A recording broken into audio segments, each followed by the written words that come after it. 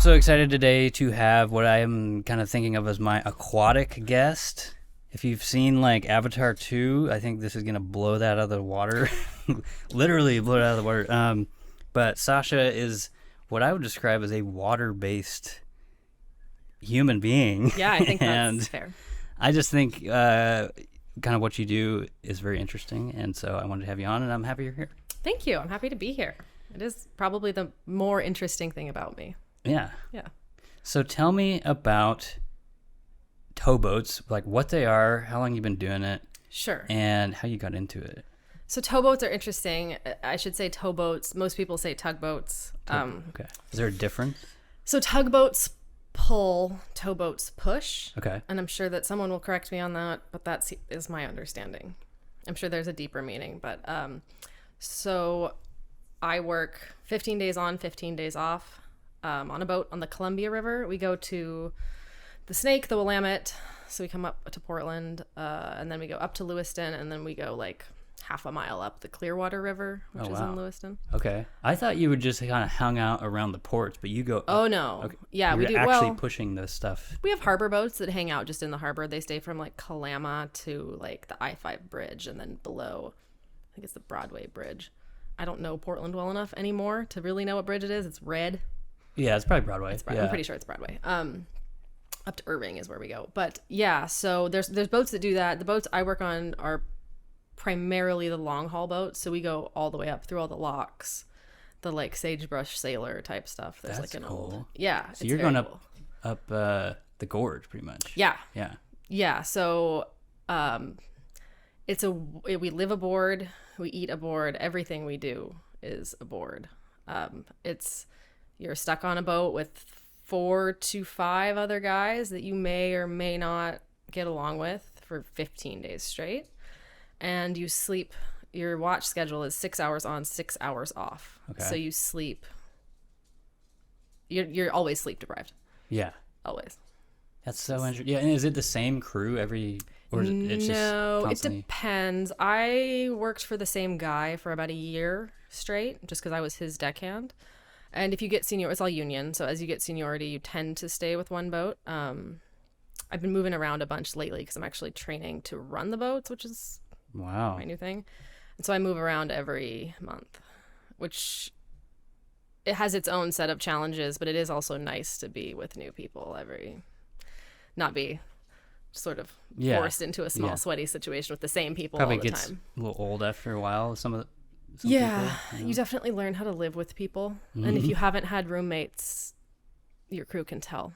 Yeah. Like, is it because I was telling her before, I've watched a lot of Deadliest Catch. I'm kind of obsessed with it, but are you like stacked on top of each other? Do you have separate rooms? So we all have separate staterooms. Occasionally you'll share a stateroom, but you share it on your off watch. So you're never like sleeping in the room with someone there, and you're never sharing a bed ever. We do not. I think it might even be contractual that we don't hot rack, which is the term for a few. That's like a union rule.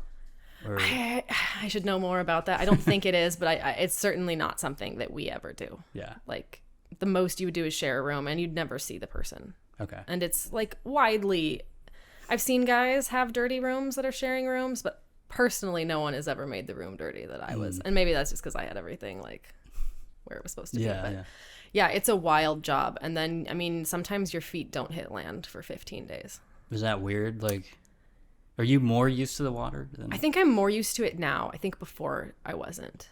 But now, like, I just don't even think about it. It's just like, oh, here's the 15th. I'm going to work. Yeah. I'm gone, and then I come back, and I'm home for 15 days, which is that's the best part, right? And this is year round pretty much, or are there... Okay. We do close, like when the locks are closed, we get laid off. Okay. Quote unquote laid off. Is that when it's super cold? Or? So no, they close for maintenance. Because okay. locks are like kind of a weird setup. I mean, they're a piece of machinery. So they close for maintenance. I don't really know what they do for maintenance. I think they drain them all the way and like check all the seams. And then like deal with the valves or something. I don't know. But they close. And so every 5 years we get 3 months off in a row. Okay. Which is pretty cool. Every 5 years? Yeah. That is so bizarre. That's like when they need cool, yeah. And so it's coming up. So you can plan for it and be like, well, I'm just going to fly to Vietnam. That's and then do that's that. so funny because it's like teachers, like it's like they get that every year, but you're like every 5 years. Yeah. Well, we get 1 month off every year. Okay, okay, No matter gotcha, what. But then gotcha. every 5 years we get 3 months off. And you enjoy that. That seems like a cool Yeah. schedule. And we get vacation and stuff. Like it's people think I work a lot, and I do work a lot, but I think we work.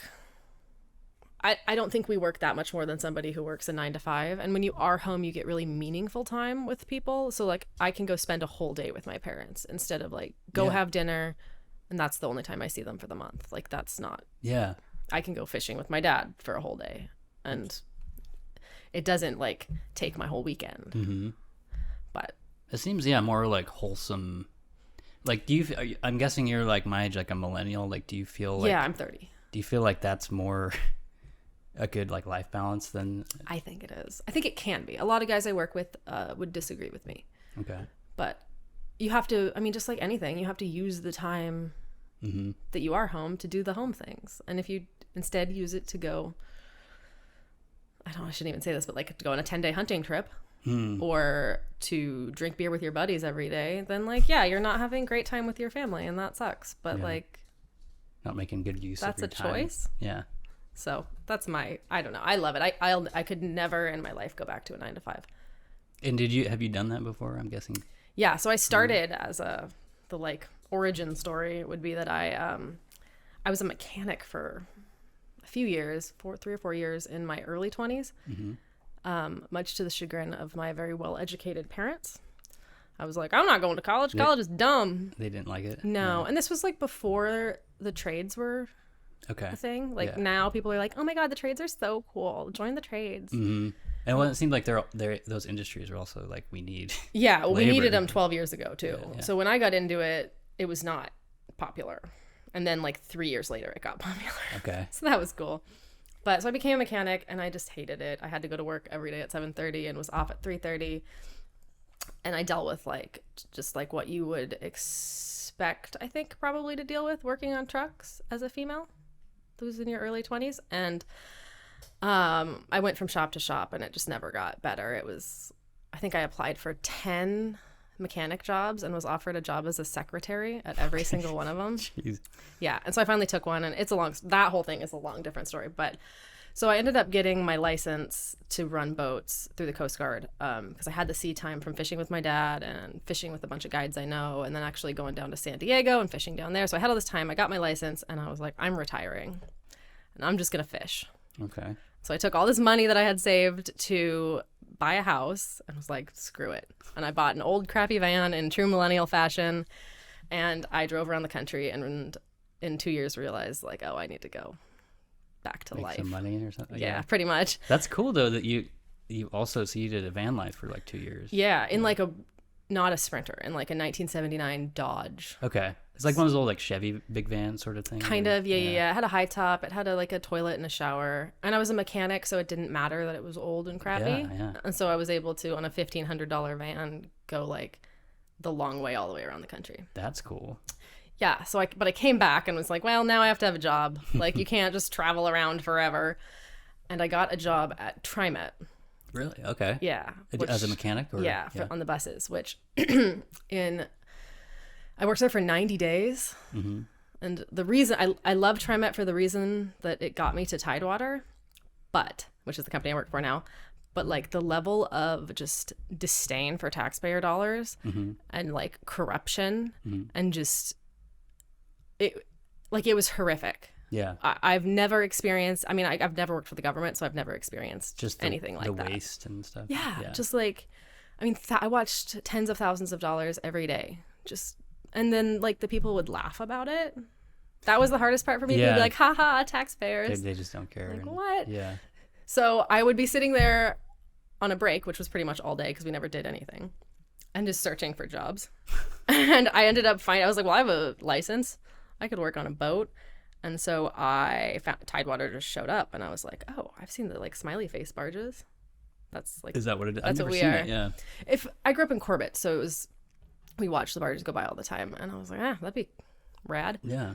And I applied, and I got in on my first round, which is like unheard of. But I was like, I had the perfect resume for it. And that was like, deckhand or something? As a deckhand, okay. yeah. And then I decked for 3 years and couple months. Wow. Yeah. That's such a cool story. Yeah, I was just thinking, a lot of people don't, maybe they do know, but yeah, like TriMet, TriMet gets so many federal dollars, like it's insane. But you have quite the background. I didn't even know half of this stuff, so this is cool.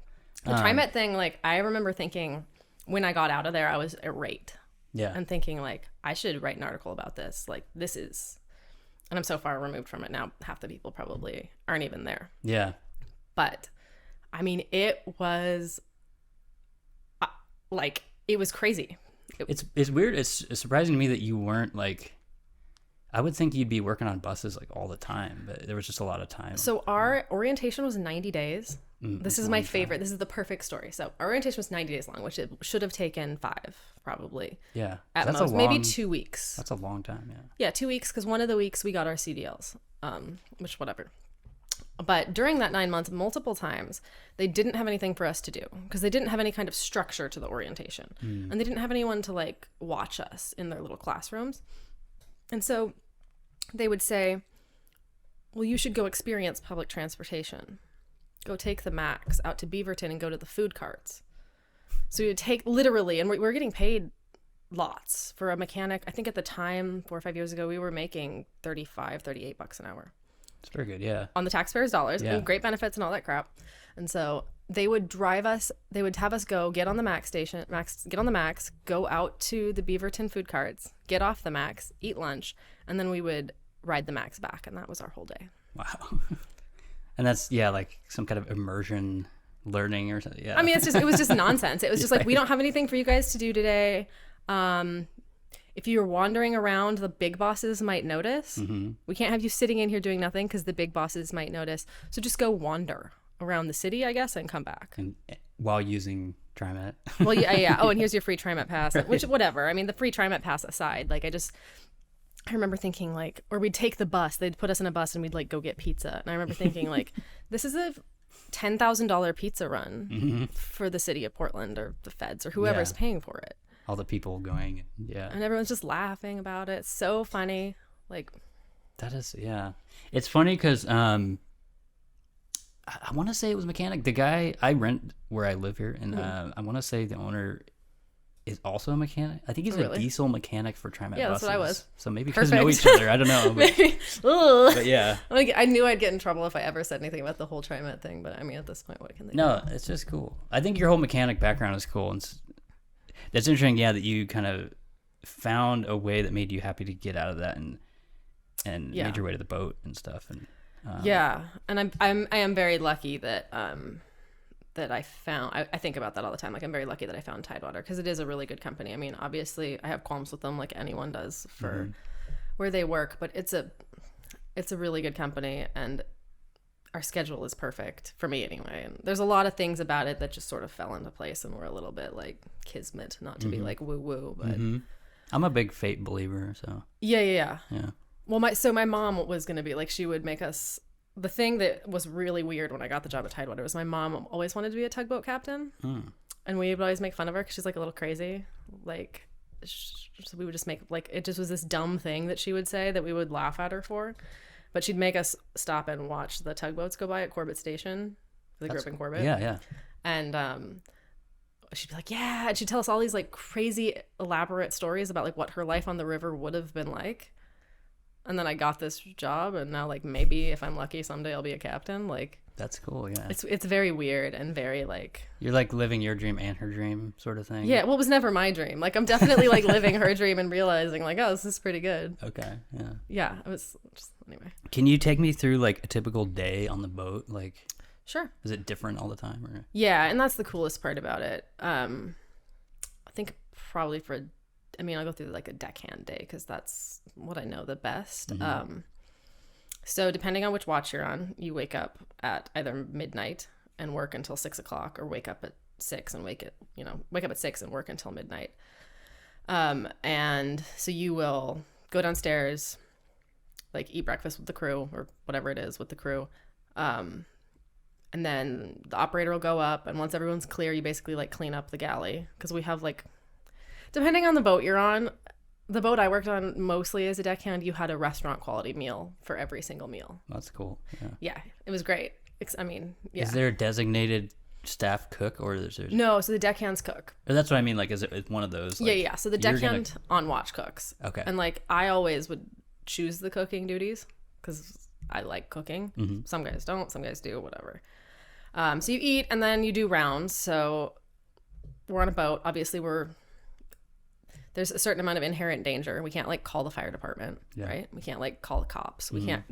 We're very much like our own little like microcosm. So you do your rounds. You go down to the engine room. You make sure nothing's leaking. Nothing's like There's no crazy. And this is if you're cruising. Sometimes you wake up and you're like right on deck. You wake up, you down some coffee, and you just like run out to lock a dam because you have to talk. Like there's somebody on the bow, like they're talking, they're telling the captain, the person running the boat, basically like where they're at. Okay. Compared to other things. Yeah. Best way to put it. And then you kind of have some free time. Like there's always a project. You're always like painting something. You have a cleaning project, or you have a maintenance, like little maintenance projects. But as far as like for decking, if you are smart about your time, you get a lot of downtime as well. So like a lot of guys have hobbies like instruments, or like they write or they read or they whatever the case may be. Something to fill the gaps. Yeah. And like everybody does each other's laundry. Like there's a million little things, and I like to do rounds. Most people do rounds. You're supposed to do rounds every hour. I like to do them as close to that as I can, just because I've caught some stuff before that I wouldn't have and could have been an issue, but. And then you make a meal. So whatever it is, like say you woke up at 6, you have to make lunch. So you have to figure out like the day before basically what you're going to make. On thought we have like, not commercial freezers, but we have like massive freezer full of meat. We have a veggie freezer and then like an everything else, or a veggie cooler and then an everything else refrigerator. So you have everything you would ever. And it's stocked for 2 weeks pretty much. No. So we actually order online from Safeway. Okay. They bring it they deliver it. So we figure out when we're going to be in town, and then we get the delivery closest to like right before we're going to be in town. And then we go pick it up and load it on. And we get like $1,200 at a time usually. Wow. Which. So that'll last, I don't know, how long does that last? Not as long as you think it would. It doesn't. It's like a month or something, or I don't know. No, it lasts like maybe a week. Oh, wow. Geez. Yeah. I guess if you're feeding 5. You're feeding 5, and you have to think about that's like all drinks. That's all snacks. That's right, because you don't have like running water, right? We do. You have a water system. We have running water, and we have a clean water. We have a clean water, and they say you can drink it, but like, I don't know. Yeah, I wouldn't. It's probably not like Brita quality. No. So we drink like bottled water, which sucks. But yeah. So then you make your meal, and then you go to bed, and you wake up 6 hours later. And during all this time, you're already attached or like pushing this thing. Yeah. So that's if you're cruising. That's if you're attached to a full tow, which is like 4 barges that are lashed together. So sometimes you wake up. The worst thing is like a straight to deck wake up, where you wake up at like say 5:30 in the morning, and you have to be on deck at 6, which really means you should be on deck at 5:45. Oh, like really? that's just cultural. Some guys don't do it. I think you should. Yeah. I do it. So we'll drink coffee you'll like run down there, drink coffee real fast, and then you run out on deck and you build tow, which is like where a lot of the danger comes from and all of the heavy lifting comes from, because they're wires. So you like wire these barges together in a real specific way, so that it's like rigging, so they'll stay together in 90-mile-an-hour winds. It's like, I was gonna say rebar. It's not rebar. It's like no. It's metal like wire, like thick, like 1/8", 1/4, like steel cable. Gotcha. Attached to like big standalone winches that are all manual. So Okay. Winch them. They're coming up with a gun, so we don't have to manually crank winches anymore. But motorized. I'll believe that when I see it. So then they have to get really tight, and it's a lot of lines. I mean, one tow is like, I don't have any idea. 5. I should have counted before I got here. It's over 20 wires. Jeez. Okay. I could be backwards. I'd have to count them, and I'm not going to. But well, I imagine those are there. all super heavy. They're super heavy. Yeah. You have to be like, there's a certain level of strength you just have to have. I mean, it's like not. Guys try to say that you don't. But I think there's. I mean, I have to go to the gym when I'm home to be able to do the job. I was just thinking, is that like you have to stay in shape? I would say I'm like the minimum level of strength that should do the job, or that can do it safely. And some guys would say that that's not true. Some guys think that, and they're probably right. I'm not the person that's the expert in this, right? I've only done it for 4 years, and there's guys that have done it that I work with that have done it since like 1976. Like lifers. Yeah. And it's awesome. And like the amount of knowledge they have is wild. But yeah, that's the hardest part is the tow building, and then like spotting. We spot barges up and down the river. So we take like petroleum, wheat, and like solid waste barges, and we just like put them where they're supposed to go, basically along the river, whether that's a tie off or where they're going to unload it or load it. You're kind of just guiding them. Yeah. Wherever. Yeah. And it's weird. Like if you ever get a chance to see it in the harbor, it's pretty cool to watch like 3 boats work together to like break apart a tow, and like one will take off onto the barge to spot it, one will go back to like the dock to get supplies, and the other will like go up and switch around a barge and tie it off to the next guy. It's a dance. It is a bit of a dance. Yeah. It's a bit of an art, like a real rough man's art. It's a lot of physics, like yeah, coordinating that many boats, and I don't know. For sure. Like our dispatchers do a pretty good job of like figuring out where things should be, and there's a lot of parts that I would never have guessed just from seeing the pretty boat go up and down the river, and being like, yeah, that's cool. Totally. That's fun. Yeah, I mean, I'm already surprised just because I thought it was just gonna be like, I like towboats, and yeah, no, there's a lot more involved than it's super involved, and then like I mean, you're doing it at night too. Yeah. Which is a whole different breed. I was gonna ask too, just about because if you're doing it year round, I'd imagine some of the weather gets pretty crappy and nasty. And last December was like one of the worst. It wasn't the worst month I've ever worked, but it was hard. We all got, I think, like RSV or something like 2 days in. Wow. And like we didn't want to go home because it was Christmas, so you're gonna get your family sick. Yeah. And like you also don't want to be the guy that goes home. Yeah, like, yeah. Some guys do, but you don't want to be the people that are like, back I gotta go home for Christmas. So sorry. That looks pretty bad. Yeah. So we all got really sick, and then it was that horrible cold snap. Okay. It's like, yeah. I don't remember. It was like below freezing for a long time. It was definitely like 6 degrees in Fort Bend and blowing like 70 miles an hour, and we were building tow on like 5 inches of ice. Because especially in the gorge, I mean, you're getting crazy winds and stuff. And so every like wind splatter onto the wires freezes, and so then you have like it's all ice covered. Literally you'll have a wire like 1.1/8 wire going up to a barge, and there'd just be icicles coming down off of it. Then like 3 inches of ice. That's an exaggeration, but like 1.5 inches of ice around it. Yeah. We're definitely dealing with like falling ice a lot. And well, and like the snow is a pain. There's just a lot of things about it that are a pain, but that's a pretty small portion of the year that it's that bad. It's like a month or so, a couple months or something. I would say it's a month maybe here and there, or even a few days here and there. Is summertime, is that kind of the best? Or I mean, it sucks in Pasco when it's 120 and you're on steel decks. That part sucks. I've had my shoes melt because you're on steel decks, so it's all metal. Yeah. But I don't know. You're never out in it for a super long time. Mm-hmm. There's days where like I've given myself heat stroke and been like, ooh, crap.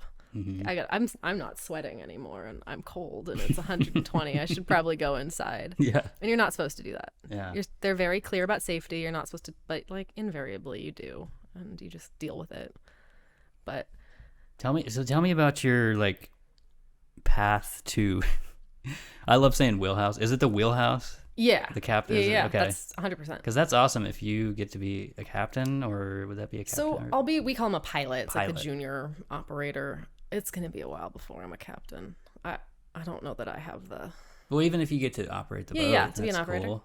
Yeah. I mean, captains are like the managers, right? And I don't have the best managerial affect. You're more into just operating the boat, not so much the staff. And I think that someday I'll be ready for that, but you have to get the skill to be to run. Just like getting the skill to run the boat is going to take me a long time. Yeah, that's like a 20-year thing or something. It's probably 10 to be safe, I think is what a normal person goes through. They run the boat for 10 years and then they're ready to be a captain. I think it depends. Some guys just are pilots their whole life. They're not interested in the management. That's good enough. Yeah. And it's like not that big. I mean, it's a pay raise for sure, but it's not like massively consequential when I look at it. I'm sure to some people it is, but yeah. So I decked for 3 years and a couple months, and I got lucky. Well, I didn't say lucky, but I got my license early on. Mm-hmm.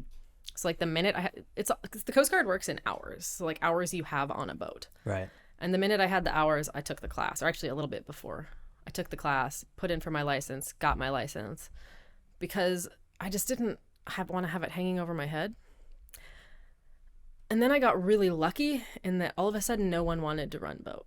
And so there's like a clearing. yeah, like people just decided, I'm not going to do that. And so I just ran with it. And so it's supposed to take you, it should realistically take you at least 5 years of decking to get into the wheelhouse. But there was an opening. Anyway. Yeah. I was but not close enough. And I'll be the first to admit that. And I do get some crap in the fleet for that. And I totally understand it. Like I would be a better operator if I made it 5 years.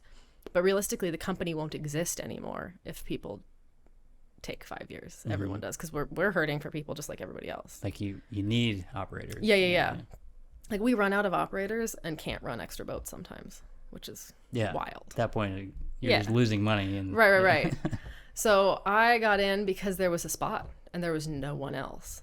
Like, that's cool. I just happened to be in the right spot. So you're actually kind of training now? Yeah, I train full time. That's awesome. Train 12 hours a day with pretty senior operators, and it's 12, intense. 12 hours, yeah. Yeah, it's a lot. The first 3 or 4 months, I wasn't sure if I could do it, but I guess maybe I'm at this will be my 8th month, so I'm maybe gonna make it. I don't know. At this point, I think I'll probably make it. I mean, it sounds like you're doing fine.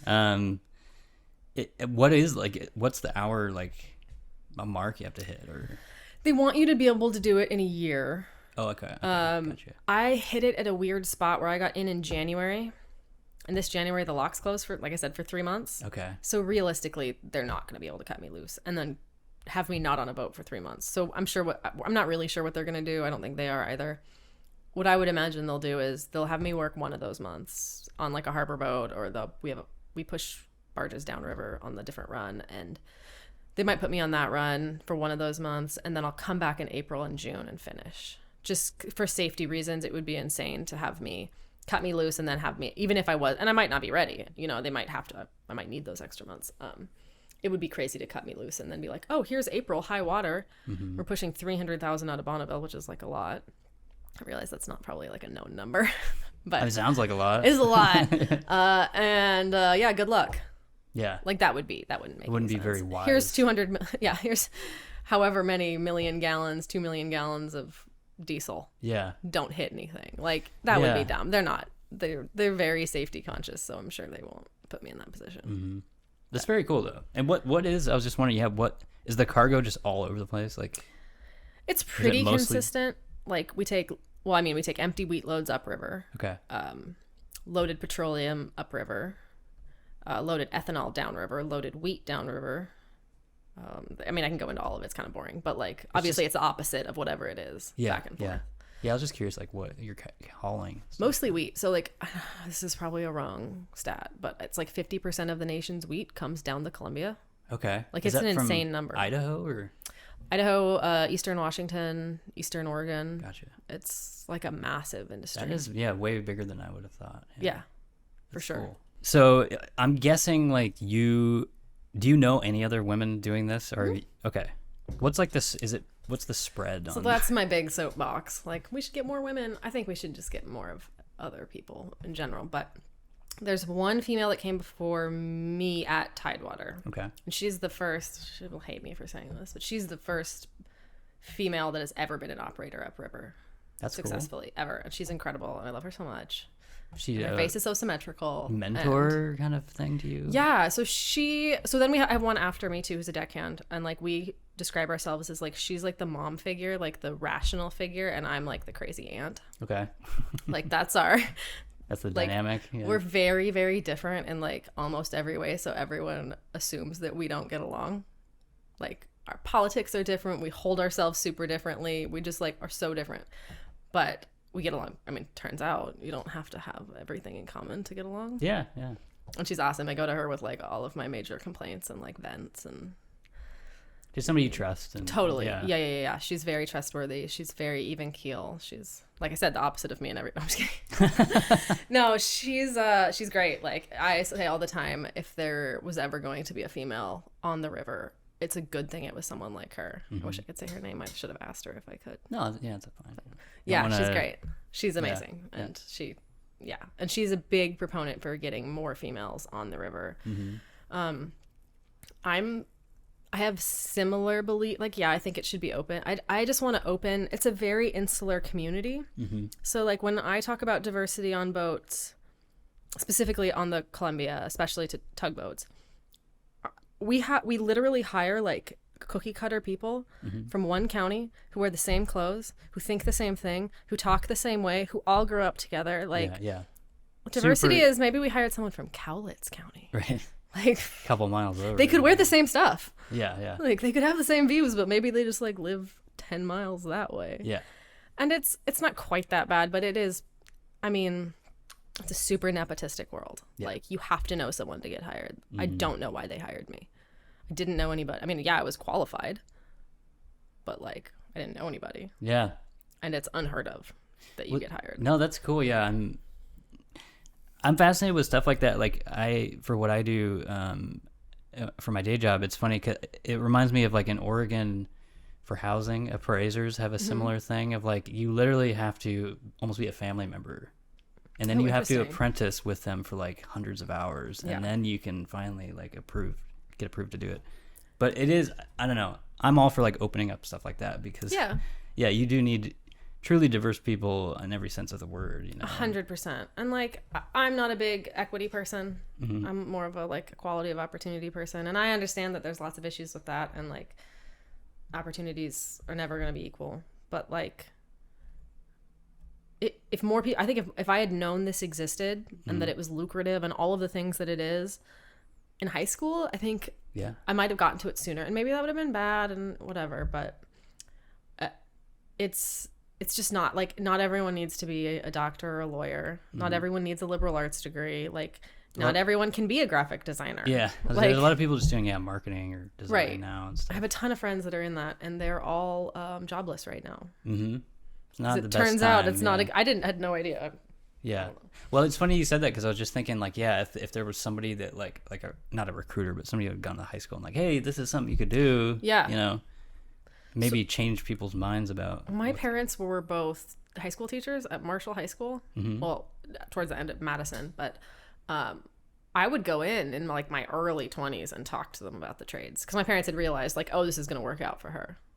Like it took them a while, but they realized like, oh, this was the right move. Kind of took to it. And like, you get paid to train. Like what?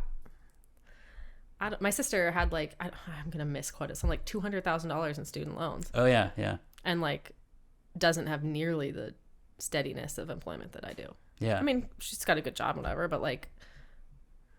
No, it's a good point. Yeah, it's. I always feel like because I kind of did the same thing. I saw all my older siblings get in a ton of debt and then not use their degrees, and so I've squandered a lot of this money now, but if you take that path, you have the advantage of like building a lot of wealth early on while other people are getting into debt at the same time. So it's just like, it's really cool to see people trying that. And And I mean, a lot of it is I just want it to be, I want people to see it. Like I had no idea. I remember being a senior in high school before, I think it was spring. I don't remember if it was spring or summer break, but thinking this is my last like extended period of time off and being like really saddened by that.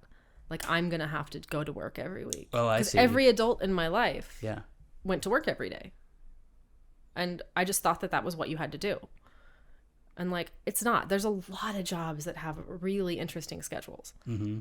But you have to know somebody who knows somebody, and I think that's wrong. I think that it should be open to inner city kids and to kids that live in the country. And, like, it should just be open. Like, there should be... And maybe it's not in the company's best interest to do that. I don't know. So there's... Or maybe it's more expensive then. But no, I mean, I agree with you. Like, especially, like, trades in general. Like, it just... Right. A lot of the time, I think it gets, like, frowned upon. And when in the end, like, you could probably make more money even after, like... 100%. Graduation age of college, like you can still make more money than graduates. I know, like, a lot of electricians and a lot of tradesmen, and I shouldn't just say electricians, but like electricians make great money. I know a lot of tradesmen that make really close to $200,000 a year and have great benefits. Mm-hmm. And like, that's a pretty good living wage. And you're not like sitting on your ass all day. No, and you're learning, and that's the coolest thing about my job. And I think the only reason I've been able to maintain, because all of my other jobs were like a year here, a year and a half here, 6 months here. Like, you learn something new every day, and it's very, like, present. Mm-hmm. It's like you're playing an instrument or, like, doing jujitsu or all of these other things that people tell me to do that are, like, very riding a horse, whatever it is, where it's Like you have to focus Mm-hmm. and you learn something and you learn something and it's like you're constantly building and that never stops. Like even the guys that have been there 40 years are like, whoa, I've never seen that before. Yeah.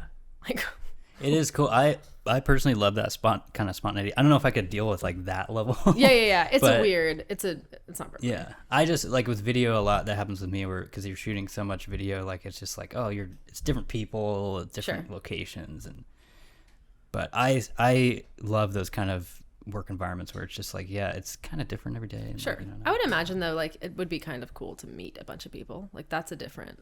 You're still learning about different people, but depending on who you have to talk to, I suppose. Yeah, Like, I don't know. I've done the whole gamut. So like, I don't know, doing like narrative type stuff with comedy is fun because like you literally have to like be guerrilla with it sometimes. Of like Sure. I've been kicked out a lot of places. I was just telling the story today. Yeah. I was at the Chicago Bean one time. You know that thing, and I was doing a lot of work for Adidas and Reebok, and I use this excuse a lot. So I'm kind of spoiling my own secret here, but a lot of times if I get caught by like a security guard or whatever, I'll just be like, oh, it's for a student project, and 90% of the time they'll be like, all right, whatever. leave you alone. How long can you really use that for though? I can pull it off a few more years maybe. I was gonna say you might be at the upper end of that. Like I don't know. if I feel shave maybe, but I don't know. Yeah, that's true. We got to keep up with. I guess you've got the like current hair trend. I see all the high schoolers in my neighborhood have the like. Yeah. Somebody was telling me at my work, and they're doing this with the fade on the side, which I say is the true mullet. Oh, well, these guys all perm the top too. Yeah, that's like the true mullet, I think. But I'm not going that far. I don't have time or the dedication. Yeah. Well, if you're in high school, then that's I guess what you have. Yeah. When I was in high school, it was the emo hair, but now it's. Oh yeah, I remember that. Can we talk about fishing for a second? Sure. Yeah. I can. Again, I'm not the expert in this, but I have some insight. I fish a lot. You like I used to. Okay. Since I got into the mates program, like I get saw- home and I just want to sleep. You don't have a lot of time. Yeah. So my dad actually was a doryman out of Pacific City. I don't even know what that is. So the boats that they like back up really fast and slam on the brakes and the boat goes flying into the water.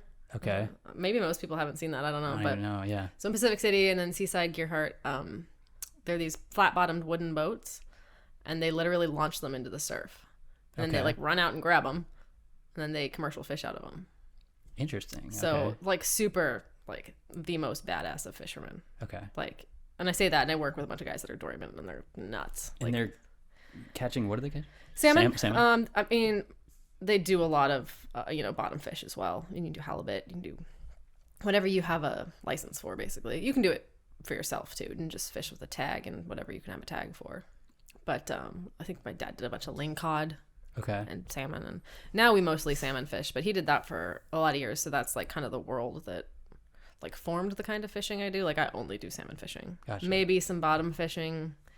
Okay. Here and What was there, it? I but- saw you with a big, like dark colored fish. I don't know what that was on your Instagram. Was it on the ocean? Maybe it's probably a lingcod. Oh my God. See, I know nothing know. about fish. It's the big bottom fish. I mean, like lingcod makes really good like fish and chips. It's a white fish. Okay.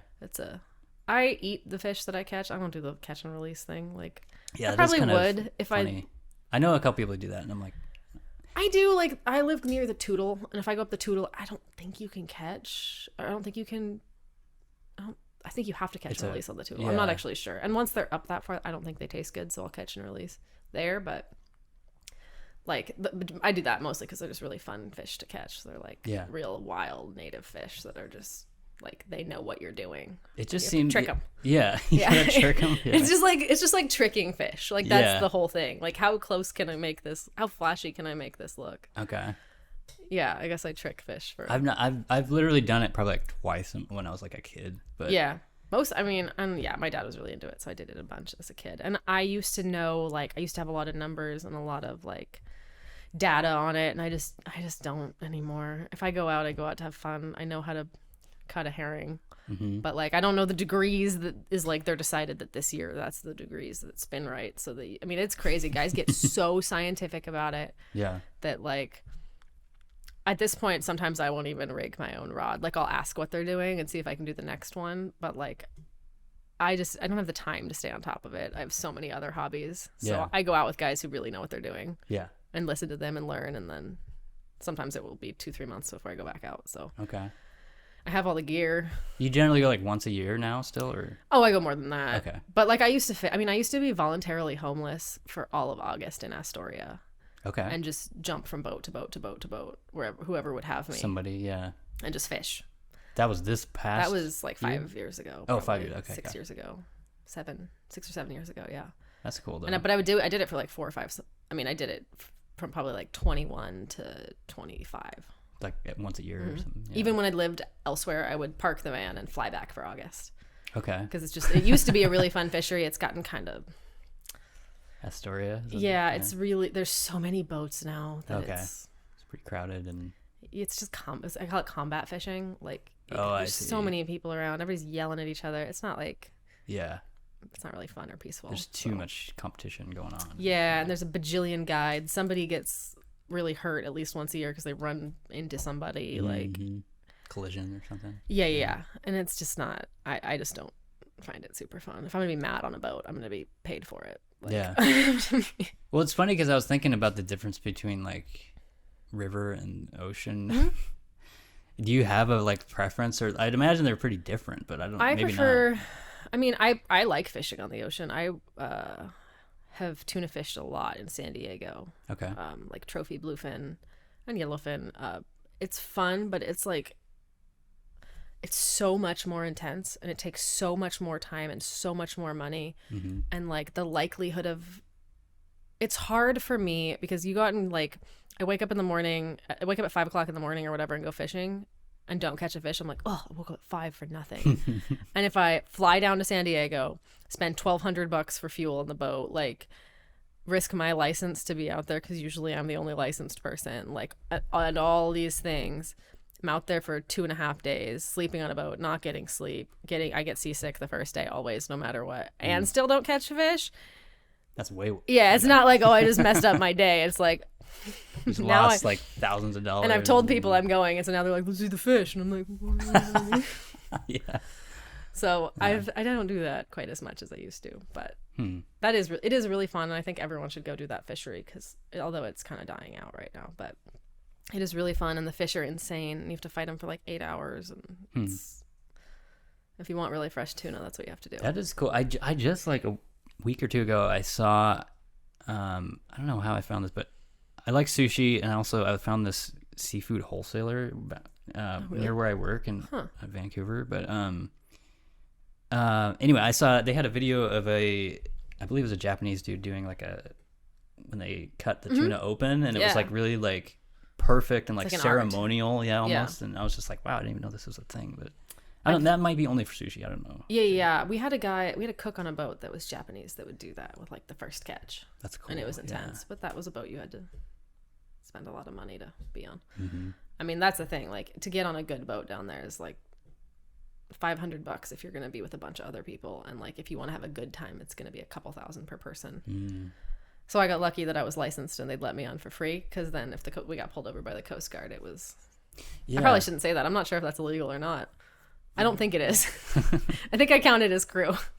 Well, I was curious about that because it's pretty much all regulated by the Coast Guard on the river and all that, or the river is as far as fishing. I don't really know what the regulations are. Yeah, well, I guess that'd be a state, and then that's the state, and then it is regulated by the Coast Guard if you're a guide, and that was what my initial stuff was, but I wasn't in charge of any of that. I was just crew, so I never had to worry about. I knew I had to have my license on me, and I couldn't be intoxicated in any way. Like that was the only thing I had to know. Gotcha. But for us, we're inspected towing vessels, so we get inspected by the Coast Guard once a year. Once a year, isn't it random or? I don't know how random it is. I think they kind of have to tell us when it's coming, because they can't just be like, okay, we need, the Defiance. And they'll be like, well, the Defiance is in Lewiston. They got to go chase it. Yeah, they're not going to do that. Yeah. So it's kind of scheduled. It's it's scheduled not super far in advance. I don't know. That's all sort of an office thing. But they let us, we generally kind of know when one's coming, because we have to know how long we have to be in town. Okay. So you're docked, I guess. Yeah, we have to go make up to the barge, the work barge, and they come on, and they're pretty intense, as they kind of should be. I mean, we're moving petroleum through, and wheat and all the other things, and even just the boat alone holds so much fuel that there's a lot that can go wrong. And they ask the crew a bunch of questions.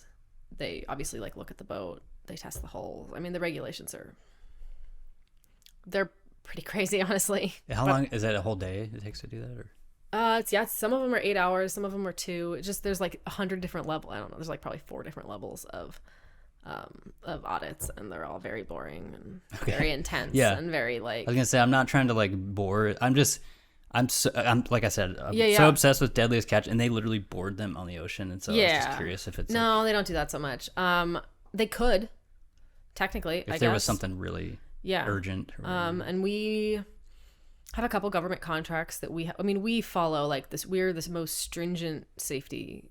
I don't know that I should say that because it's the only company I know on the river as well as I do, but like we seem to be the most stringent when it comes to safety because we have some government contracts moving like stuff we can't even talk about, and like we're one of the only companies that moves petroleum upriver. There's a lot of safety around all that. Yeah, and we're governed not even so much by the Coast Guard, but by like the fuel majors. They have really strict rules for us, as they should. Like, yeah, it'd be a really like serious problem if something happened. Yeah, and so we're very like I don't want to say insanely careful because that makes it sound like I don't take it seriously, but like because I do, and it's the level of safety was surprising to me when I first got the job. No, it does seem really like a healthy level because I'm sure like if the union's there, they have their level, and the company has their level, and the cargo company and then Coast Guard and all these people are. Yeah, everyone has their fingers in it, and like if you even say the word like this is unsafe, like everything comes to a screeching halt until you figure out a way to make it safe or like what you're gonna do. So it's a pretty. I mean, it is a dangerous job, you know. Yeah. Unfortunately, people lose their fingers. That's part of the deal. But like, it's not super common. Well, I imagine and hopefully it doesn't happen to anyone you know. But I'd imagine there's the occasional fatality or. Yeah, we've had one guy die on a boat since I've been there, but it wasn't due to the work. Okay. He was just super unhealthy. I think I don't know what happened to him. It was a health. It was a health related. Thing, but like on the Mississippi, where they certainly do not follow the same stringent level of safety that we do. I mean, you hear about it all the time. You hear about it. I mean, we get these like big letters from the Coast Guard about like, this is what happened at such and such, you know, in Louisiana. And it's like, yeah, you didn't check like the 3 things that led up to that. Yeah. Or like just real loosey goosey. Yeah. They like hit bridges and they're just like, oh no, like darn basic clearance kind of stuff, you know? Like, I don't know but it's a very different world over there. Yeah. Ours is it really is 2 different worlds. I know a guy that works down there and I tell him about what we do and he's like, what? like wasting time doing all that stuff. I would have a waste of time. Yeah. And we also, I mean, they make $0. It's like slavery down there almost. Like that's how it sounds. Is there a lot of non-union stuff or is it? Yeah, it's all non-union. Okay. Like I'm speaking a little bit out of turn because I don't really know other than my very limited, but my understanding is that like the talk of union gets you fired. Yeah. Which is illegal, but you know, whatever. It's the South. Yeah. But it's crazy. They make nothing. I mean, they make a quarter of what we make. Wow. And they do 3, 4, 5 times the work. Long shifts. And, just, I can't believe I can't believe they haven't unionized. But. Yeah, it's interesting. Before I have a couple more fish related questions. I'll try to answer them. I was going to ask this one, but instead I want to ask you about what you were just telling me about shutting the crab season down. Oh, yeah.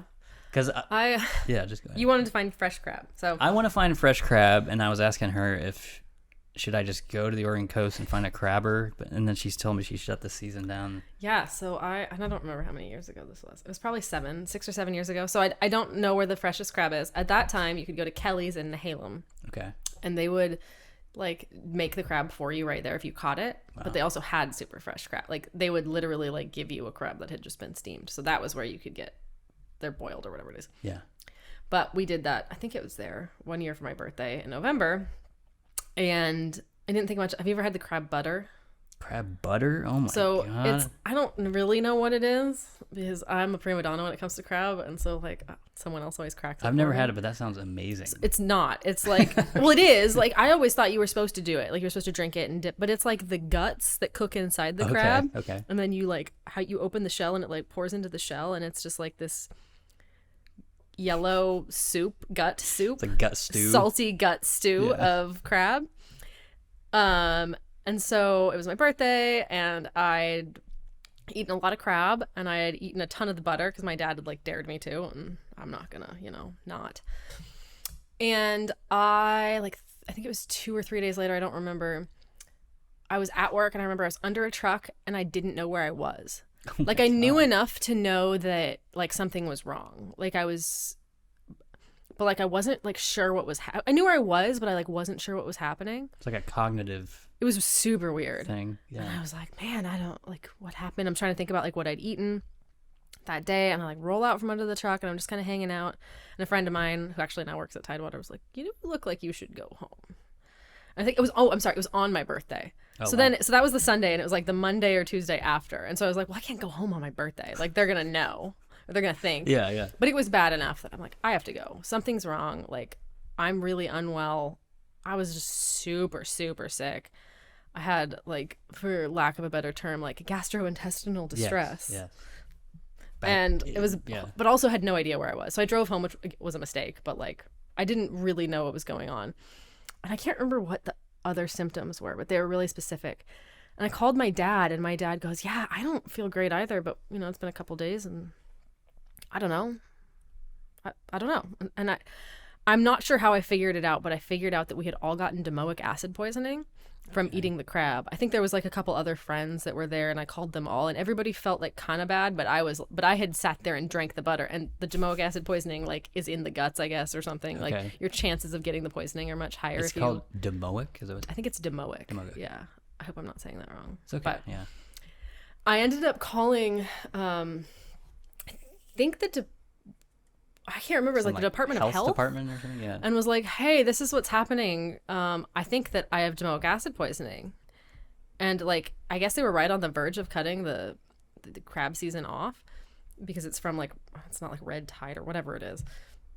And I ended up calling Department of Fish and Wildlife in Oregon, because I lived in Oregon at the time, and was like, hey, I think I have domoic acid poisoning. And they're like, what are the symptoms? Okay, like I had to like file a complaint, I think, with the Department of Health, or like an incident report or something. And like literally within 3 hours, it was on all the websites. Like crabbing is shut down. Like I think it was horrible, and it took me like 2 or 3 weeks. There's nothing you can do. I got a naturopath to give me like charcoal. Okay. And like psyllium powder or something. Like it would just, but she would even told me, she's like, you're just gonna have to wait this out. Wait it out. Like it's a neurotoxin. Sorry. Yeah. Like, oh, great. Do you know? Was it?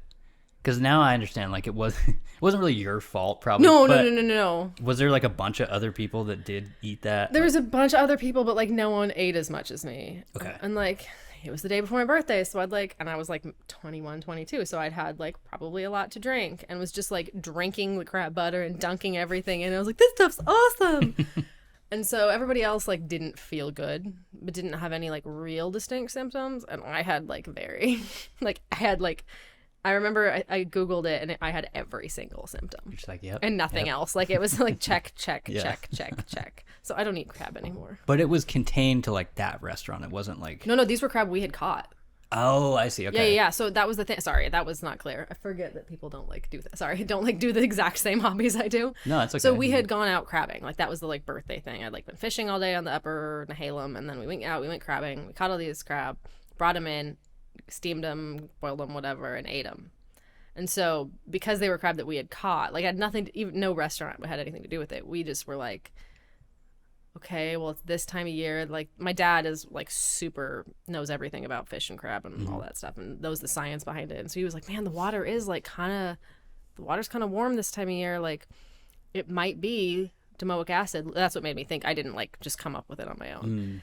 And so then I got into the research machine and did it all. But no, it's because we had caught them. That's why I called the Department of Fish and Wildlife, because I was like, hey, we caught a ton of crab. Yeah. I ate a ton of crab. I drank all the butter, and now I'm having like neurotoxin symptoms. Yeah, but I guess I was wondering, because like if you caught them, was the Fish and Wildlife thinking like, oh, there's a bunch of other contaminated ones out there? Yeah. And so the crab, that's what happens all the time. Is Okay. the crab seasons get shut down all the time, and I hope that's not what happens every time the crab season. I don't think it is. Yeah.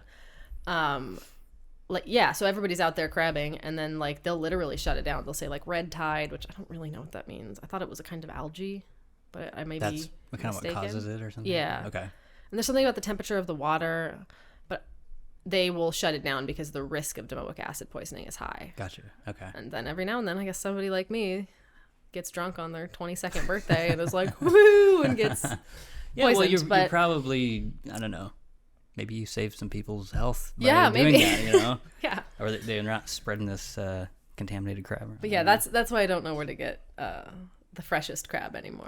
Because I just like after that, I don't want to eat it. It's okay. I don't know. I've been looking at like canned crab and all this stuff. I'm like, I'm just desperate for it. I would imagine there's lots of places you can get good Dungeness in Portland. Probably. I would think. Somebody was telling me they're like go to like a farmer's market or something. They might I can probably get you good Dungeness actually. If we stay in contact, I know a bunch of crabbers, so I could probably get somebody to like. I know a bunch of our Alaskan crabbers brought crab and stuff back because I work with a bunch of guys that work in Alaska too. Yeah. So. I've been obsessed with it. But fresh Dungeness is, in my opinion, the best by far. Like I don't even like lobster because I want it to taste as good as Dungeness, and it doesn't. Mm-hmm. Yeah, I love it. This is a really dumb question I asked you already, but you don't have any pet fish? I do not have any pet fish. No, I don't think I do enough drugs to have pet fish. Yeah. Maybe that's a mean thing to say, but everyone I know that has pet fish, now that I think about it, does a lot of drugs. Yeah. Not like the bad ones. It's a weird. Yeah, well, they're like chill kind of drugs, I guess. Yeah, or they're children, I guess too. I should mention they're also children. It's a weird type of pet. I feel like because I've never had a tank since I was an adult. I'm just like I don't want to. I've had friends that have had it, and like I don't want to clean it. It's a lot of maintenance. Yeah. The fish die pretty quickly usually. Right. It seems like a lot of maintenance for.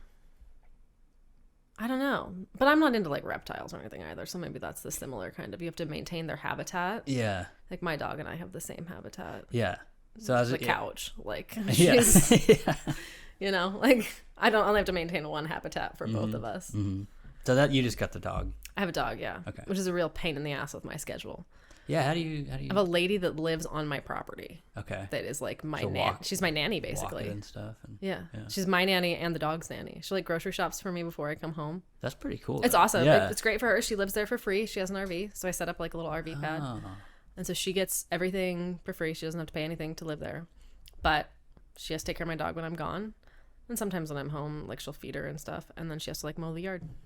And to me, it's a fair trade. And to her, like to me, I think I'm using her. And she thinks she's using me. So it's a great trade. Like, no, it does sound like a win-win. Yeah. Yeah. That's cool. Is there any other weird stuff like that like with your schedule that comes up of like, I don't know, how do I... It's really weird if you're like buying a house or like if you need to do any kind of contractual anything, it's weird.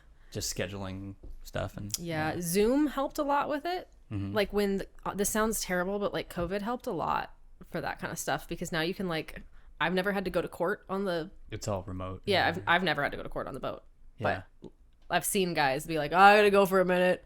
I gotta go to court. You zooming into court. And they just like zoom into court. Which like I mean, that's pretty great. Yeah. You don't have to get off work and that's you generally have internet on the boat? Yeah, there's places we don't have great internet, but they're honestly pretty few and far between. If you go up the Snake, you don't have service at all, which is awesome. I love it.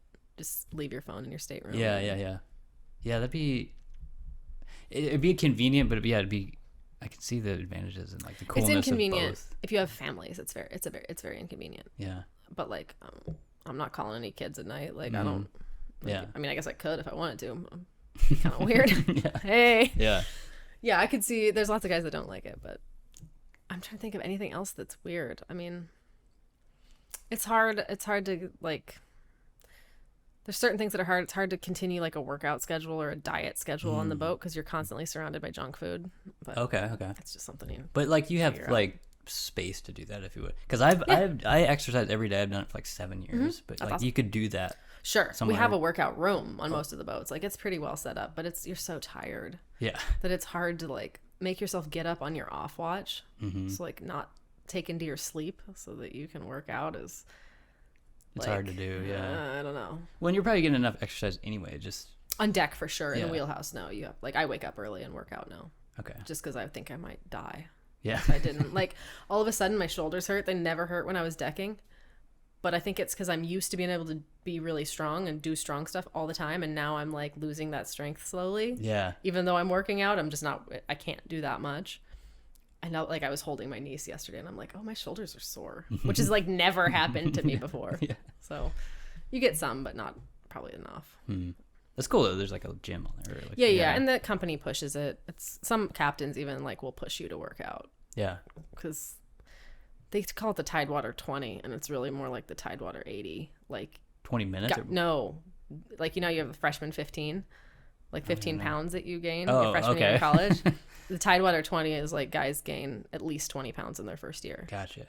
Because it's so rare that you're surrounded by that much food. Like there's food everywhere. Yeah. Well, you're probably starving after you use your body that much. Or I don't know. You're never starving on a tugboat. Well, I mean, like, you're never even hungry on a tugboat because you just eat so much. well, that's what. Yeah, I understand what you're saying, but I mean, I'm just. You do need. That's a lot, why you gain the weight, probably, is because you're. Yeah, to some extent. When I building first muscle mostly, or when I was decking, I would wear like a Fitbit, and there was a lot of days it would be like, you burned 4,000 calories today. And I was like, oh, wow, that's a lot. But yeah, there's also days where you cruise the John Day pool and you sit in the recliner and watch TV. just kind of reading or whatever. Yeah. Yeah, there's a little bit of both. I'm trying to think though. I mean, I'm sure there are more that I don't even think about because it's just such a part of my life. That Yeah. I forget that. Like I took my family to Tug Day last weekend, where you can go like walk around a tugboat.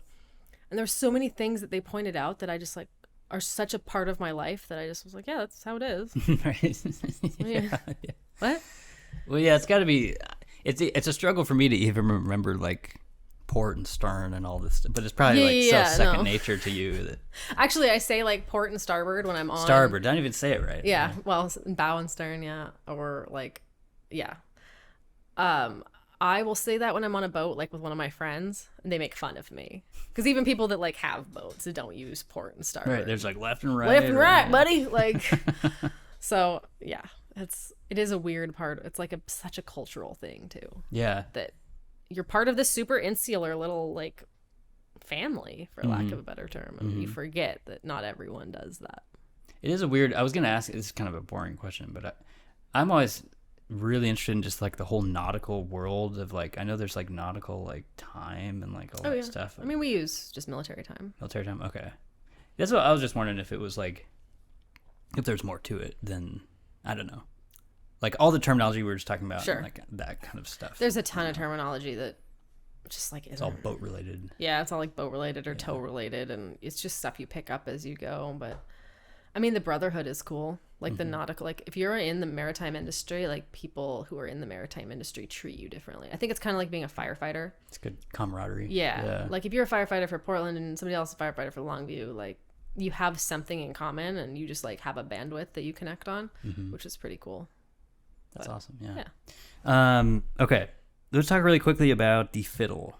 Yeah. Well, that's boat related too. Is that, Yeah. you play it on the boat? Well, I picked it up on the boat.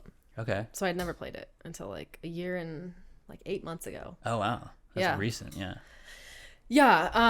I noticed that a lot of guys, I shouldn't say this out loud because it'll make guys sound bad, but like a lot of people just sit on their phones. Oh, I believe for it. a lot of time. Yeah. I mean, you can get some serious screen time up if you want to. Yeah. And I work with a captain who I very much respect, though I would never say that to his face. He doesn't like use the internet, so he'll never see this.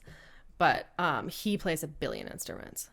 And I was like, multi-instrument. Yeah. Like tons of instruments. And he's like very well read and all the other things. But I worked with him once and he played me like 3 instruments at the same time.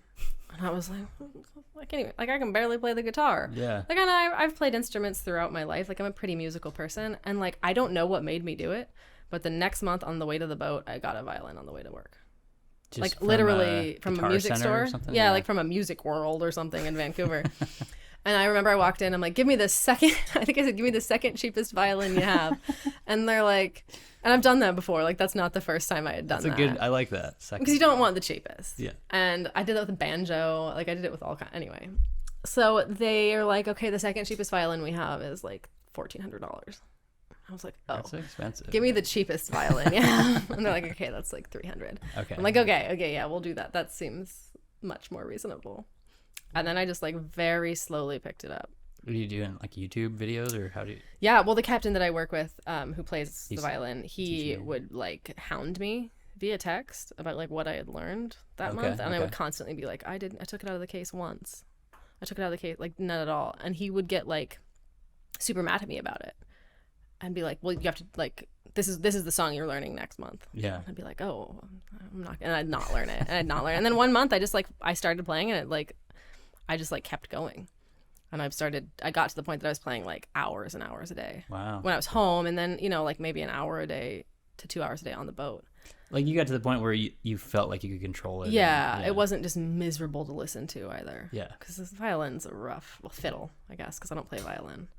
The fiddle is a rough instrument to listen to when you don't know what you're doing. Yeah, yeah. Well, because I played it for about 3 years when I was in school, but I never got to that point of I was still trying to learn the rudimentary stuff. Right. And, but I feel like with any instrument, it's cool when you can get to a point where you just have a natural language with it. Very much so. And I wouldn't say I'm there yet. I'm But you're decent. getting Yeah. it, yeah. I think I'm very hard on myself with it because I'm surrounded by the lady I went to a lesson to today is taught multiple national champion fiddlers. Yeah. So World I try to renowned. surround myself with those people because I don't. Yeah, I can go impress a group of people that don't know how to play. Yeah. If But you somebody want to be doesn't- with the best. Yeah, but if I can be with the best, why wouldn't I? Yeah. But yeah, if I'm in a group of people that don't play fiddle, I can be pretty impressive. I don't think that really means much, but I can. No, it is cool. It's such a unique thing to pick up because I just don't know a lot of people that still play string classical string stuff. And Well, my parents are kind of hippies, and so my sister played the fiddle. Okay. They encouraged me to, but I hated it, and it was something I'd been around okay, a little bit. yeah, But I tried to pick up the banjo on the boat, and I just couldn't do it. I tried repeatedly. I brought my guitar out, and I'm a decent guitar player, and I just wouldn't play it. I brought a mandolin, and I didn't play it. But for some reason, the fiddle, I don't know if it's just a very present instrument.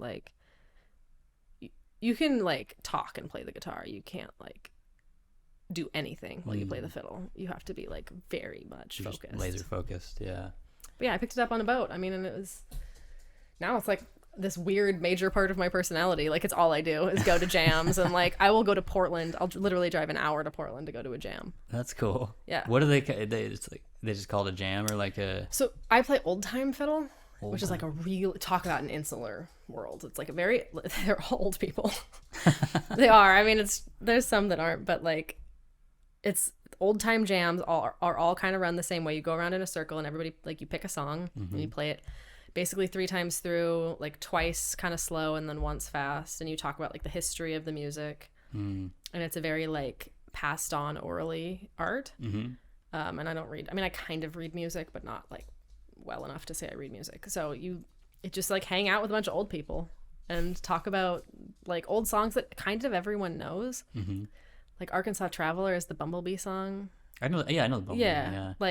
There's a bunch of those that are really traditional old time American or Irish fiddle tunes. And that's where they come from. And it's it's a very weird, very culty world. But That's cool. And they're all playing instruments too. yeah, everybody. So they call it old time fiddle jams. So it's the fiddle is the star of the show. I'm not, because I don't play very well, but they've all got fiddles. a lot of them have fiddles there, but you have to have a guitar because you have to have rhythm, and Okay. it's very I know a lady who plays the flute because her arthritis got so bad she couldn't play the fiddle anymore. And it's it's a lot of people who their whole life has either surrounded this, or they just started to keep their brains sharp. It's a lot of old people who started playing to keep their brains sharp and then got very good. It's a weird world, but That it's is awesome. weird. I love Yeah. it. There's like it. camps. You can go to a fiddle camp. I went to one this year. That was in, Training camp or literally you're camping. it's at a school, and you can camp at the school. That's cool. And you can use the school's showers, and then they have classes every single day run by world renowned fiddlers Wow. and guitar players, and it's age 2 to 90. Jeez. It's a weird world, but it's really fun. Yeah.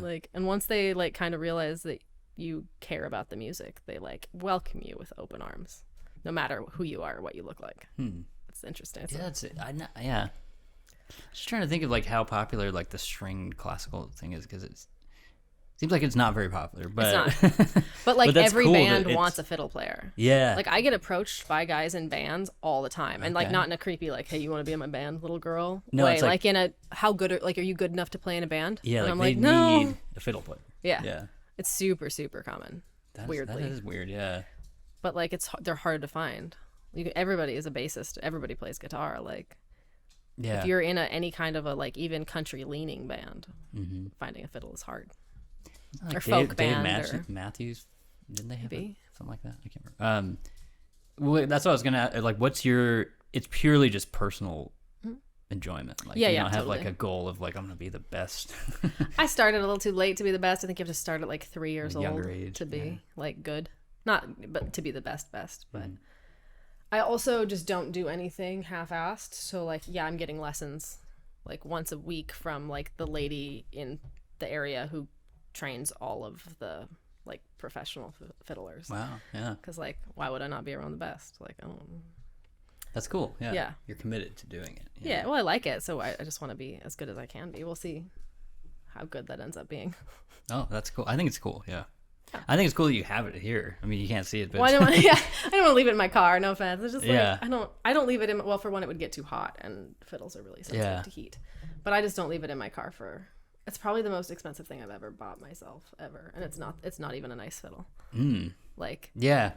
Well, But- the prices you're saying, I bought one once years ago for my brother, and it was like super. It was cheap at the time, but it was like $150. Yeah, and it yeah. was like off Amazon or something. well, I told myself after I'd played for almost a year that I could buy myself a nice one. So you got a better one. So I got a much better Okay, one. But like, it's still like a good fiddle, like a good one, is like $8,000. Yeah. Like, I bet. Yeah. How? Who? I didn't spend that much. When I on played as a kid, I rented it Yeah. for music class, but I can imagine because it's so ornate and it's real carved wood, Right. and It's an artistry, like but it's just a wild, like, I mean, I guess I get why like only rich people play those kinds of stringed instruments, because like to sound good you really do have to, like, I played my old crappy fiddle this morning just because I wanted to see how, I hadn't played it in like a year. I wanted to see how it sounded, and I was like, super different. Yeah. oh. That might have been part of the problem. Yeah, or I'd imagine too for like a stand-up bass or something, it's even more. Yeah, and those are like crazy. I didn't realize the strings alone are like $500. Okay, yeah, that is extremely expensive. Yeah. Yeah, I play with a bunch of people who played like stand-up bass. I always love the. I guess the strings are horsehair, right? Is that what I'm remembering right? No, the strings, like for the bow. What am I thinking of? The bow is yes, horsehair. yes, The yes. strings are just like metal. Don't ask me. I don't know what I'm remembering, but I always love the resin on the bow. Yeah. Is that what I'm? Yeah, rosin. Rosin, the not bow. resin. Like Johnny Rosin Up Your Bow, I think, is Yeah. the fiddle song that everyone knows. Okay. I think it's like a Charlie That was- Daniels song. Charlie, yeah, like Charlie Yeah, Daniels, that's what everyone asks me when they hear I play the fiddle. They're like, "Can you play Double Went Down to Georgia?" No. Well, what can you, like, maybe in like a year? I'm like, I could probably learn it now, but I'm not going to. Yeah. It's the one song that everybody knows. I should probably learn it so that I. Well, it's a Can. challenging thing. Yeah. Yeah. I was just. That's.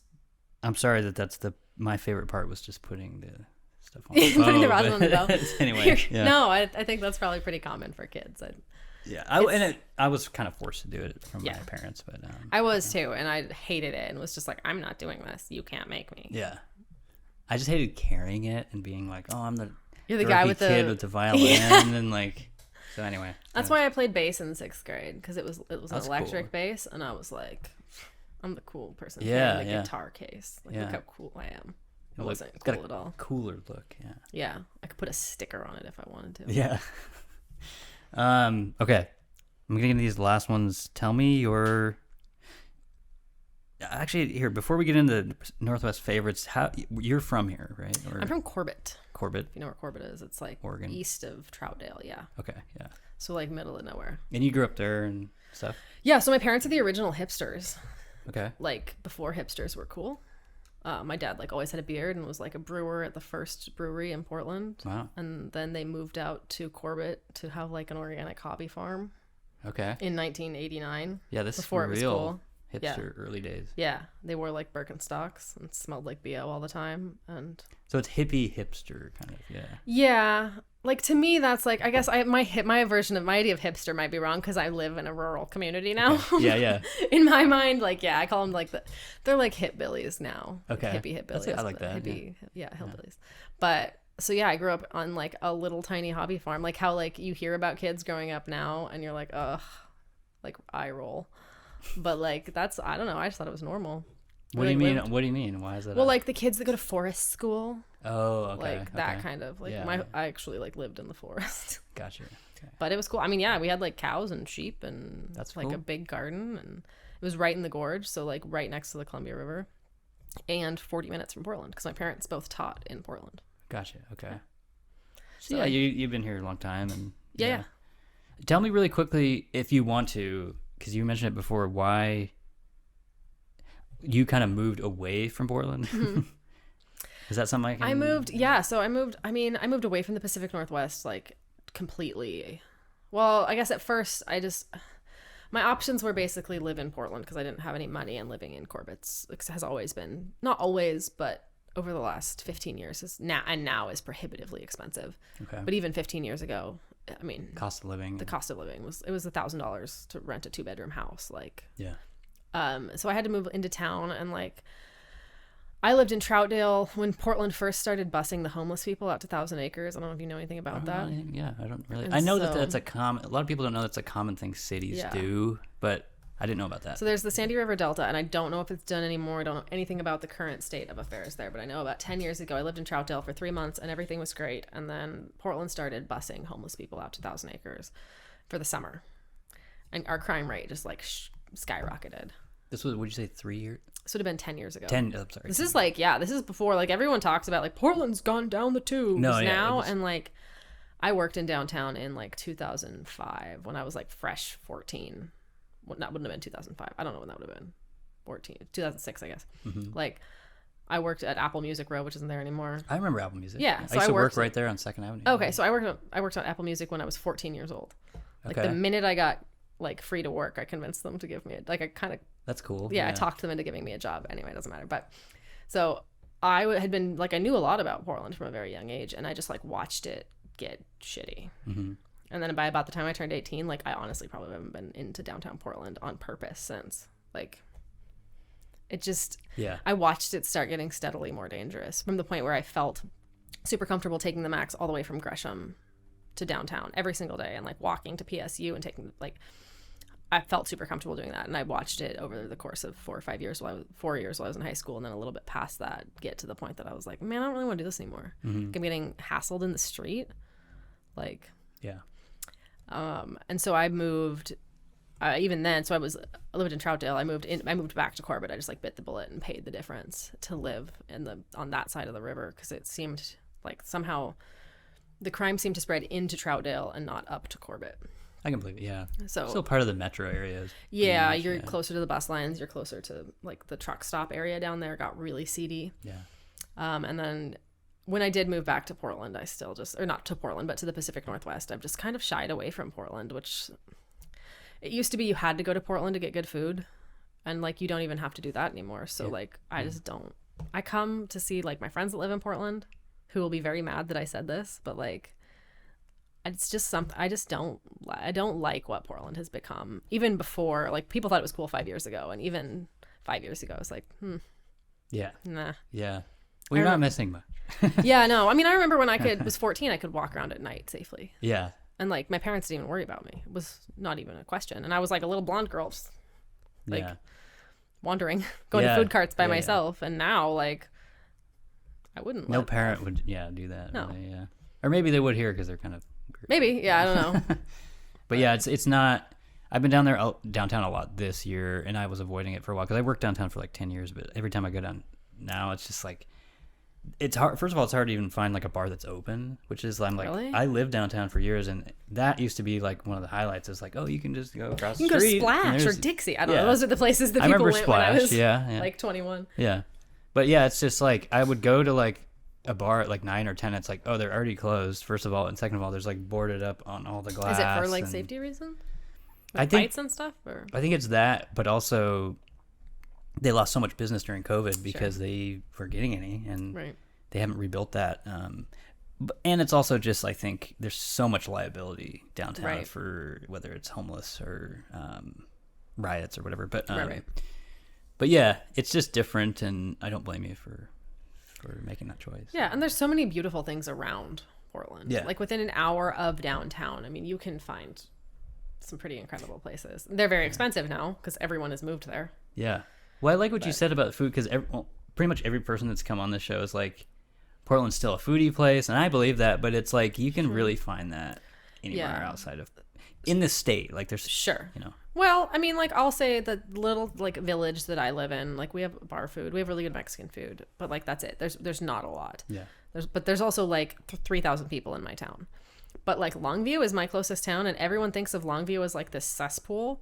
Like the best Vietnamese food I've ever had in my life is in Longview. Really good Mexican food, and there's like a couple really good like tap house food type places that rival anywhere in Portland. Yeah. I mean, they just do. Like, and people get really mad, especially I have a couple of really good friends that live in Portland, and they get mad when I say that. But then I take them to these places, and they're like, "Wow, that was really good." Yeah, I sort of feel like you can.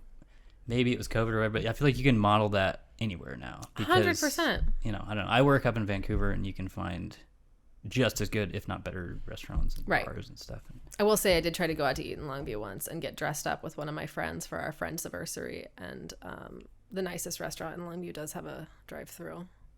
Okay. But I mean, you know, cool though. It's still, I think it was only the nice one we could find at the time, but like you don't need to be in Portland to get good food. It exists most places. Yeah. I mean, like maybe not in the Midwest. I shouldn't say that. Yeah. But like, or England or something. I don't know. Well, it never has there though. It never will. Okay. All right. Let me get to these ones. So what's your favorite thing in the Northwest? In the Northwest at all? I was trying to think about that because I did my homework and watched the previous ones. And you're kind of spoiled because you grew up like in the gorge. Yeah, that's the thing. Like, yeah, the hikes in the gorge are cool, but they're overrun. And like a lot of the things that I like to do are things that, I mean, I can say my favorite thing in the Northwest is that 2 miles from my house, I can go run on private logging roads. That's every cool. single day, and that's super cool. But like most people can't do that, right? Yeah. There is like when I thought of that, the thing that popped into my mind, and then I felt like ashamed of that it popped into my mind was there's a bar in Corbett, Oregon.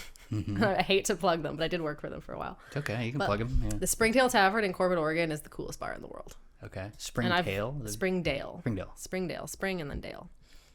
It's the coolest bar in the world. Okay. Like, and I've been to bars all over the world. No, but I mean, it is. It's just like it is the most fun bar in the world. And I might say that because I know everyone there, but like they welcome people with open arms. And if you want to go talk to like barstool philosophers from like all over and also from Corbett, some wisdom, it's a blast. And it's very Pacific Northwest. You can get a good beer and talk to hillbillies and also like people who are doctors, and like you never know who's going to be in there. I was very ashamed that the first thing I thought of when I thought of that was a bar, but that's what cool. it was. Maybe I was gonna say, do they have good food too? Maybe, or... You know, I haven't eaten there in a long time. I've heard their pizza is really good now. When I worked there, we did not have good food. Okay. But I was also the cook, so. Okay. That's secondary to everything else in the bar. Okay, what's your least favorite Pacific Northwest thing? I mean, probably the homelessness is a really serious problem, even in like Longview, which, like I said, is the closest town to where I live. Do you ever get up? It's really hard. Do you ever get up to, when you go up to Idaho, do you get out like on the land in there? Yeah, and sometimes. Because I'm just curious if they have the same issues. They don't seem to. Yeah. And obviously my experience is very specific, but like in very, I don't know, it's not like broad. Mm-hmm. They don't seem to. I know that like in the like Coeur d'Alene, maybe Coeur d'Alene, but I have friends north of Coeur d'Alene, and they don't at all. But like also it's a horrible place to be if you're homeless. It's hot. Yeah. There's no services. Kind of isolated. Nobody wants you there. Yeah. I mean, maybe now that like other people are moving there, but like it's not a welcoming area. But then randomly along the river, you'll be in the middle of nowhere and there'll be a homeless camp, which like to me is okay. You're not bothering anybody. Yeah. The more nature kind of based ones. Yeah. You're 20 miles from anything. Yeah. You're just camping. Like. Yeah, that's probably, you probably see some of that too, right? Mm-hmm. Yeah. On the boat and stuff. Yeah. I know there's a couple islands up here that get like inhabited, and oh really? It's kind of like that. Like, well, I drive over the 205 bridge every day, and there's some around there that people just hop onto, probably literally from the bridge. Yeah. But I'm curious about this because I kind of agree with you of like, hey, if they're getting into it and like nobody's fucking with them, like more power to them. One homeless guy in my little town, and he lives on the river in a tent, and he's super nice. I give him like food and money whenever I see him because he's a super nice dude. He cleans up after himself. Yeah. Like he's not interested in. I think he's like a army. Like he might even be a Vietnam vet. He's pretty old, but he just he's not interested in living in society, so he lives like a quarter mile from the highway. I've been on runs and gone past his tent, and he just like waves at me, and his dog's really nice. And Yeah. he lives there year round. Like, I don't know. Yeah. To me, that doesn't bother me. Like, he's not Yeah. walking by my house and being menacing or like, Totally. Yeah. you know. That's, to me, that's kind of like maybe the same for you. Like when I grew up seeing homeless people, like that's what I was like, oh, there's a couple peppered around the town, but they're generally pretty harmless and nice. But now there's, at least in Portland, there's like a whole different breed of people that, well, and it's weird. Like we go up the Willamette and there's like houses. Yeah. Like with windows and Yeah, stuff. yeah, And yeah. at first I was like, where did they get those windows? And I was like, oh, probably just stole them from. Yeah, no, just think, are you talking about the house boats or the? No. I'm talking about like there's Actual like tree structures. houses. I have pictures of them on my phone somewhere. Where like tree houses just built onto the side of the Willamette. Yeah, I've seen some of those. Yeah, if I don't know, he probably didn't listen to it, but my old coworker Dan Hilkin has done some stories on those and like gone and visited him. But yeah, I was thinking you probably see some of the pirate boats. Do you see any of those? Yeah, and it's like a pretty serious safety hazard. Yeah. That the Coast Guard just won't handle. Well, I've seen it took them forever, but like right by the interstate. What am I saying? Yeah, right by I-5, that big boat. Yeah, the I-5. They didn't handle that. Well, it just sunk. It took like years, yeah, and then they were like, "We're finally gonna dredge this up," and I don't know if they did. No, whatever, it just sunk. It's still there. Yeah, it's just under the water, so no one can see it. And that's a massive ecological disaster. Well, that and safety for other vessels, yeah. I would imagine. I don't know. We don't go over there, so I don't know. Okay. But like other people could, not see it. Yeah. I mean, my parents live on a slough down the river from Cathlamet, and I mean, they had like a known meth lab on a sailboat / houseboat thing. Yeah. And like it kind of fell under like between jurisdictions. Like the state wasn't going to deal with it. The Coast Guard wasn't going to deal with it. Yeah. And finally NOAA dealt with it. The NOAA. Yeah. They NOAA cops came out. I didn't know there was such a thing as NOAA Yeah. cops, but they were apparently, according to my mom, armed to the hilt. And just like got rid of them, which probably meant they had like a sidearm. Yeah. But that's interesting. Yeah. yeah, and I mean they're just leaking oil. A lot of them are just leaking literal crap, Yeah. as well as oil. Whatever. And people are the like, tanks. oh, those poor people. And it's like, well, if you care about the salmon, and you're like, blow up the dams, well then how about first you deal with like all of this that's a problem before we like mess with commerce and people's livelihoods and don't anyway. Yeah. Yeah. Yeah, it is a whole. I would love to do an episode on that sometime, of just because like, there's like a whole world of like pirate vessels and like It's wild. Yeah. But yeah, I'm kind of done. Is there anything you want to ask or bring up or? No, it's cool. Nobody ever. I mean, it's interesting to get to talk about my work because it's usually like a very like I try to stop the conversation because I don't want it to be about my. I don't want to be like, yeah, let's talk about my work for an hour. Yeah. No, I think it's just really unique and like you were saying, I just hope that you can empower young women and anyone really who wants to do it. Like that hasn't heard of this. For sure, anything like it. I mean, I'm happy to be a resource for.